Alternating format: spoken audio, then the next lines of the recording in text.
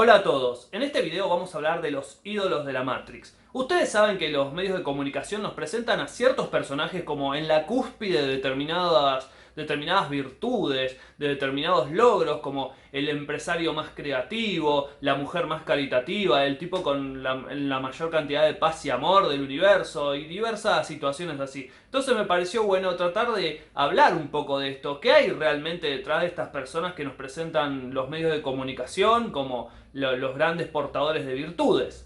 Entonces elegí a 5 que me parece que son los que tienen un impacto muy importante en la sociedad. Espero que el video les resulte interesante y sin dar más vueltas, arranquemos.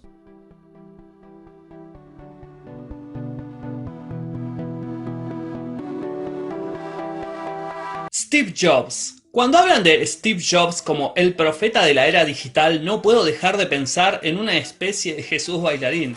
La prensa, después de su muerte, no paró de inflar a Steve Jobs como un genio visionario, gurú de la tecnología y demás títulos exagerados. Apple y Steve Jobs son el clásico ejemplo del sueño americano. Dos tipos en un garage con mucho trabajo y buenas ideas crean una empresa que se vuelve multimillonaria. Clásico para entusiasmar al borregaje de que algún día les puede tocar a ellos. Lo cierto es que esta historia del emprendedor que se hizo a sí mismo empezando casi con nada no es cierta, y es un bait para que muchos crean que cualquiera puede llegar a su posición si es que se esfuerza lo suficiente.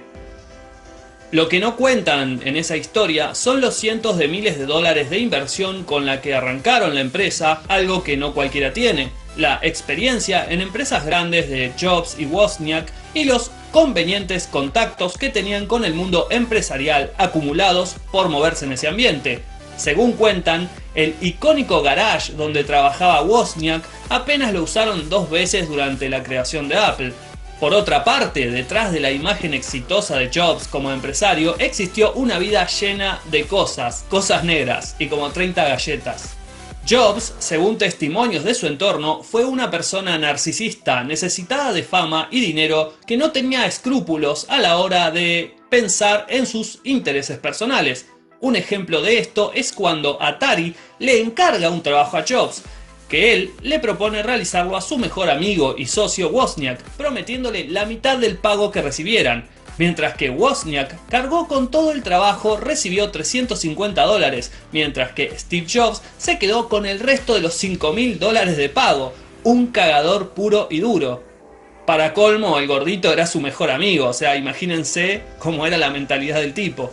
Tampoco le importó mucho su hija, a la que nunca reconoció y que vivía de prestaciones sociales, mientras que su padre era multimillonario. Es más, nunca quiso donar $1 de caridad. Tampoco le importó la vida que llevaban los empleados de las fábricas que hacían los productos de Apple, que trabajaban 18 horas diarias, dormían hacinados y quedaban durmiéndose en las líneas de producción, situación que llevó a muchos a suicidarse.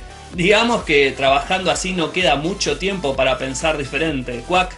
En su despecho, su ex socio y mejor amigo Wozniak cuenta en su biografía y cuando da conferencias que Jobs nunca diseñó ni creó nada nuevo, solamente hacía la parte de ventas y lideraba el grupo, mientras que el que hacía los diseños y programaba era él. Cosas como el mouse o las ventanas en los programas ya habían sido utilizadas antes por Xerox. Eso sí, hizo berrinches porque Bill Gates tomó su idea de usar ventanas para Windows sacándole la ventaja. Sí, tenía capacidad de vender y de pensar negocios, le gustaban los aplausos y ganar plata, pero vamos, si no era él, a otro se le hubiese ocurrido explotar económicamente esos avances tecnológicos. Sigamos adelante con otro puesto, no quiero que los zombies de Apple se enojen conmigo y me ataquen. El Che Guevara. El comandante Che Guevara es otro icono vacío, sin nada realmente destacable detrás. Un icono de la izquierda explotada por el capitalismo en forma de parches para ropa, camisetas y otros productos. Ernesto Guevara es el resultado de una persona resentida por ser parte de una familia aristocrática venida a menos, digamos la familia más pobre del club de ricachones, donde al no poder encajar del todo, le gustaba mostrarse bohemio y diferente, pero frente a gente inculta o de clase baja no tenía problemas en mostrar su origen distinguido y educación. El Chancho, así apodado por su falta de higiene personal, era un tipo al que le gustaba el conflicto y pelear, y demostrar que era mejor que el resto y nada más. Ese era su único ideal. Durante la etapa de la guerrilla en Cuba le gustaba ejecutar a sangre fría, desde a gente de su bando por una simple sospecha hasta a menores de edad. Como cuando mandó a fusilar a un agricultor y a sus 3 hijos menores de 6 años, un verdadero criminal despiadado. Pero la gente lo amaba y lo veían como un liberador, ¿o no? Poco se cuenta de que la revolución cubana tuvo éxito a base de mentirle al pueblo cubano de que derrocarían al dictador Batista para restaurar la libertad y la democracia, cosa que hizo que los cubanos en general los apoyaran y hasta tuvieran apoyo de países como Estados Unidos y Costa Rica, entre otros.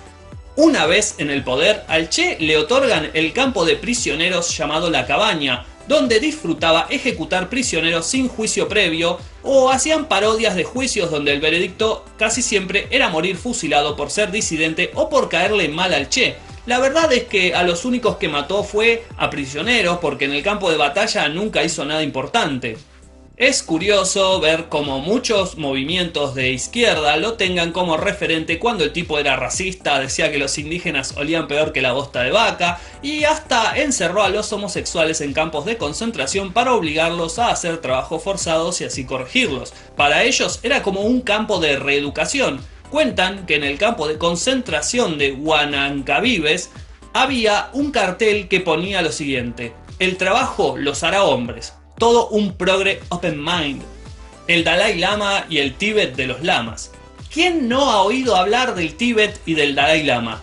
Un país que supuestamente era súper espiritual y feliz hasta que los malvados chinos los invadieron y el Dalai Lama tuvo que exiliarse por causas políticas.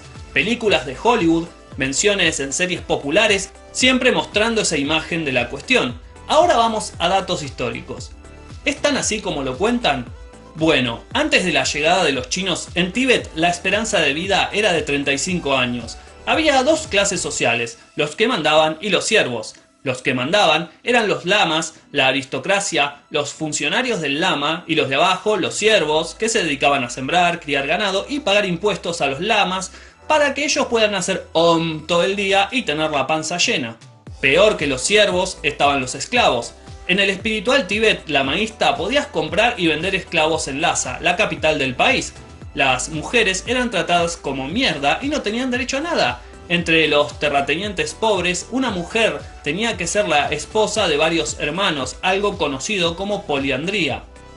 Un ángulo poco conocido del Dalai Lama, que salió a la luz por archivos desclasificados, es que el Dalai Lama fue agente de la CIA, recibiendo $180.000 anuales por ello, y que la misma agencia reclutó y entrenó tibetanos guerrilleros con el fin de desestabilizar la región. Hoy en día se dedica a entrevistarse con famosos, a los que tener una foto con él probablemente les dé un aire espiritual. También gana dinero de donaciones y cobrando carísimas las conferencias donde se presenta. Me he tomado la molestia de leer algunos de sus libros, que además de ser confusos, son más efectivos para dormir que cualquier pastilla que vendan en las farmacias. La Madre Teresa de Cicuta. La Madre Teresa es el ícono de la compasión y de la caridad. ¿A quién no le hemos llamado irónicamente Madre Teresa cuando esa persona quería hacerse pasar por buenita? De hecho, yo lo hago por un tema cultural, por costumbre. Detrás de esa imagen pura y santa fabricada por los medios, existen detractores que cuentan una historia totalmente diferente a esa imagen. El principal objetivo de la Madre Teresa era expandir el catolicismo, no de ayudar a la gente. Una de sus frases que resume su pensamiento fue: hay algo bello en ver cómo los pobres aceptan su suerte de sufrir como en la pasión de Cristo. El mundo gana mucho con su sufrimiento. Según sus detractores, a pesar de que su fundación recibía millones de dólares en donaciones, no se gastaban en mejorar la atención de los pobres y enfermos. Se cuenta que hasta usaban las mismas jeringas para varios pacientes y apenas las lavaban con agua antes de usarlas de nuevo. Ni hablemos de la comida. Decían alimentar a miles de pobres por día, pero un cálculo generoso indica que apenas podrían haber alimentado a 300 personas al día. Eso sí, ella no quería complacer al Señor con su sufrimiento, así que cuando se enfermó, se fue al mejor hospital de Estados Unidos sin escatimar en gastos. Ahora la pregunta es: ¿dónde está la plata que nunca usaron para ayudar a los que decían ayudar? El misterio es infinito. Einstein, Placcio di Placcio. Ahora hablemos del supuesto genio más grande del siglo XX. Es común que la gente use frases de él en internet, ya que como era un físico de renombre y súper inteligente, seguramente eso garantiza que tenía razón en todo lo que dijera. Uno puede ser un físico excelente, pero un mal político o un mal consejero, pero ojo, si lo dijo Einstein es palabra santa. Como todos saben, Einstein fracasó asquerosamente en sus estudios formales y se recibió en la universidad con baja calificación. Durante sus primeros años de estudio fue tratado como deficiente mental.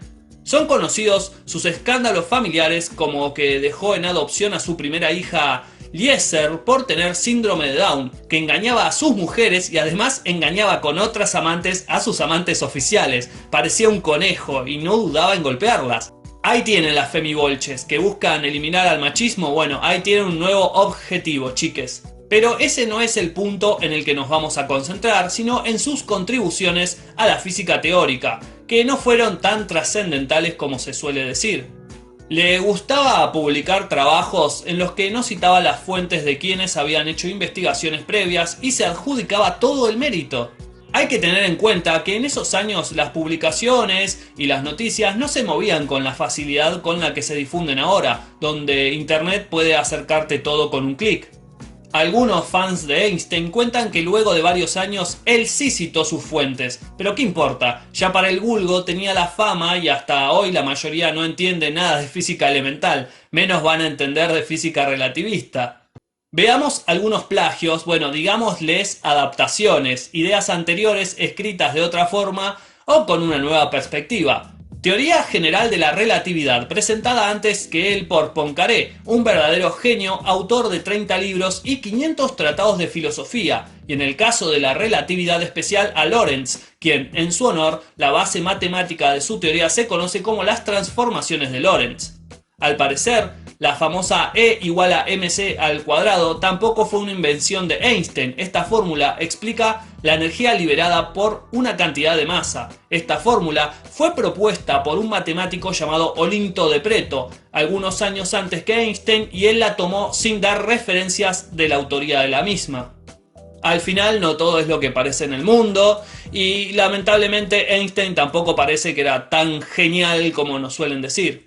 Por cierto, este video no es nuevo, sino que es una remake de un video viejo que tiene más de 3 años, que me gusta y que me pareció bueno rescatarlo, porque digamos que quedó ahí en el fondo y bueno, lo mejoré un poquito, mejoré el speech, ¿no? Con las cosas que uno va aprendiendo en YouTube con el tiempo. Espero que les haya gustado, déjenme un like, comenten el video y bueno, quiero darle las gracias a todos por haberlo visto y nos estamos viendo en la próxima. ¡Saludos!